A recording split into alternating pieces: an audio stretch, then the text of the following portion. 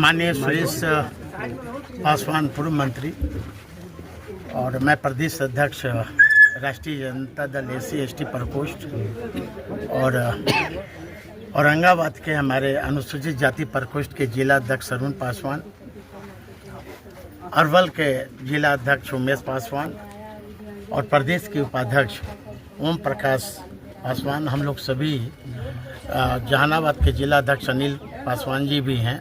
हम लोग सभी घटनास्थल पर आ जाए और पीड़ित परिवार से हम लोगों ने मिलने का काम किया। पीड़ित परिवार जिनके साथ जो घटना घटी, उन्होंने बताया कि हम लोग थाना में भी FIR करने गए थे, लेकिन थाना में एक दिन बाद FIR लिया गया। ये दुखद है और अभी तक वरीय पुलिस अधीक्षक से भी इनके परिजन बात किए। उनके द्वारा बिना जांचोपरांत ये कहा गया पीड़ित परिवार से कि ये एक्सीडेंट है। तो मैं यहाँ के आरक्षी अधीक्षक से पूछना चाहता हूँ कि एक्सीडेंट क्या ये NH है क्या कि एक्सीडेंट होगा?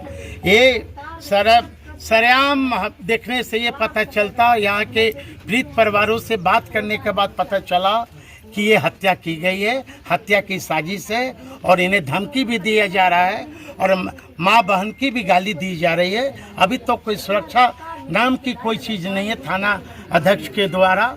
इसलिए मांग करते हैं प्रशासन से कि जल्द से जल्द जो दोषी व्यक्ति हैं उन्हें गिरफ्तार किया जाए और पीड़ित परिवार को सुरक्षा मुहैया कराया जाए। अब तक 3 दिन बीत गए, अब तक क्या कार्रवाई की गई है? ये अंधेर नगरी चौपट राजा है। आप लोग ये औरंगाबाद में ये घटना नहीं, इसके पूर्व में भी कई घटना घटी है और यहाँ की सरकार के कान में ये यहाँ का एक कुछ लोग रूह ऐसी बदलना चाहते हैं, इसको साजिश कर रहे हैं।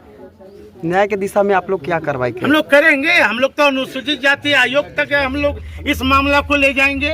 यदि रफा दफा कोई भी करने का प्रयास करेगा तो मैं विधानसभा में हमारे नेता प्रतिपक्ष के नेता आवाज उठाएंगे और इनके साथ पूरे बहुजन के लोग खड़ा हैं। अच्छा, एक्सीडेंटल का मामला यहाँ आ रहा है कि एक्सीडेंट हुआ है? भाई एक्सीडेंट कैसे होगा? आप खुद स्वतंत्र एजेंसी के लोग हैं, मीडिया के लोग हैं, एक्सीडेंट कहाँ पे होता है आप बताइए ना? NH पे होता है ना?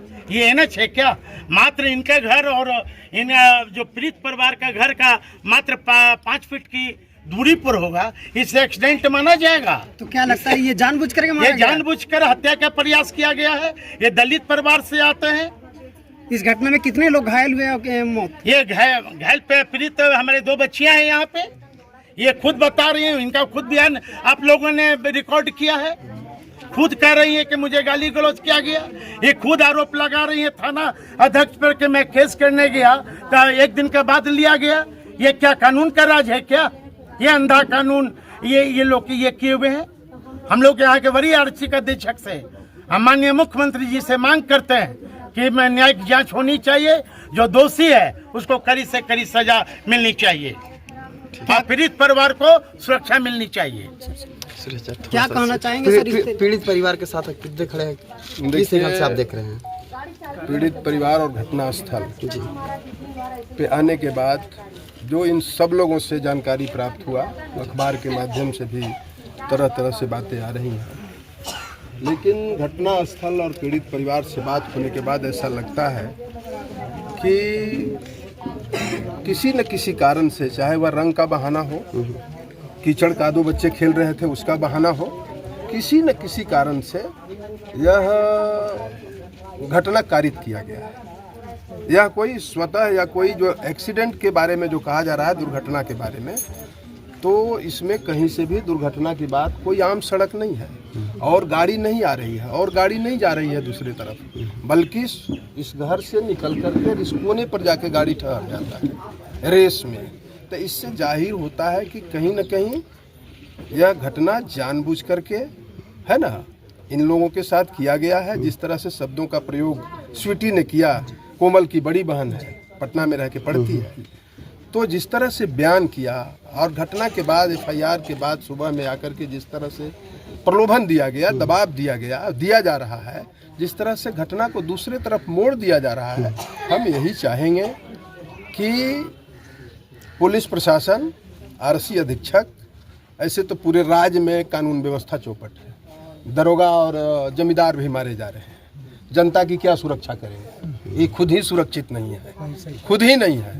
होली के अंदर में, होली से पहले 3-4 दिन के अंदर में बड़े बड़े घटनाएं हुए, सबको मालूम है, बताने की जरूरत नहीं है। इसलिए अगर थोड़ा सा भी राज का एक बाल है, कानून का राज है थोड़ा सा भी, तो अबोध बालक कोमल जो इंजीनियर बन सकती थी, डॉक्टर बन सकती थी, गरीब राजकुमार अपने बेटी को पटना में रह करके पढ़ा रहा था, सपना इसका खत्म हो गया, सपना इसका चूर हो गया।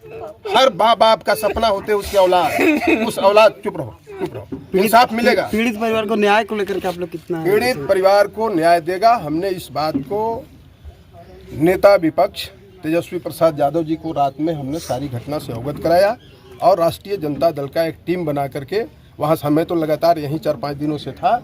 और साधु पासवान जी जो SC ST के अध्यक्ष हैं, हम चाहते हैं कि इस घटना का जल्द से जल्द उद्भेदन हो। उद्भेदन क्या होना है? उद्भेदन तो FIR में जो नाम है, जल्द से जल्द कार्रवाई हो, SPD ट्रायल चला करके जो भी इसमें दोषी हैं उनको सजा मिले, इनको कम से कम जो है 50 लाख रुपए का मुआवजा मिले। बेटी जो बची हुई है उनके पढ़ाई का गारंटी करे, क्योंकि गरीब आदमी है इसलिए।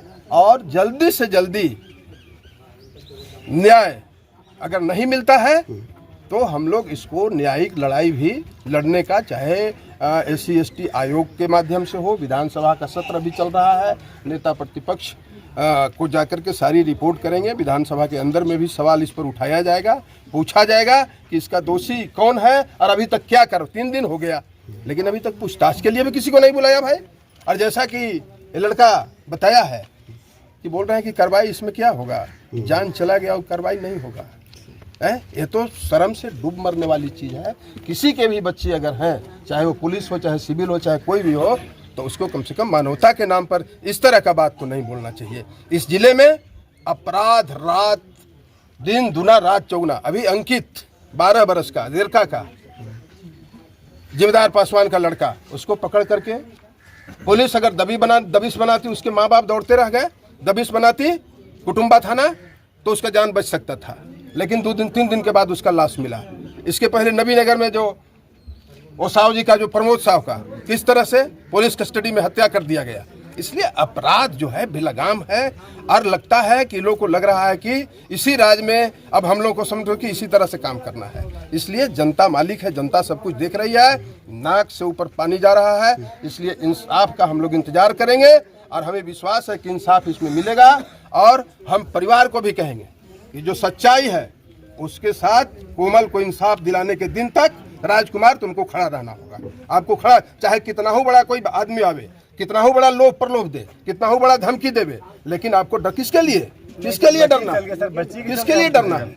इसलिए हम सारे लोगों से चाहेंगे शांति बनाए रखिए। कानून पर भी हम लोग को भरोसा है। हम लोग वरीय पदाधिकारी से बात करेंगे। मंझौली का घटना हुआ था, कोल मंझौली, IG आए थे, ऑन स्पॉट कार्रवाई हुआ था। अगर नहीं यहाँ के RC अधीक्षक इसमें न्याय करेंगे तो हम लोग IG से, DG से, चीफ मिनिस्टर अभी चल रहा है, सब लोग से मिल करके और बात रखेंगे और कोमल को निश्चित रूप से हम लोग न्याय दिलवाएंगे। अभी हमको आते समय बात हुआ DWO से, जिला कल्याण पदाधिकारी से, SC ST एक्ट जो लगा है उसके तहत 4,25,000 रुपया आपको दिया जाएगा।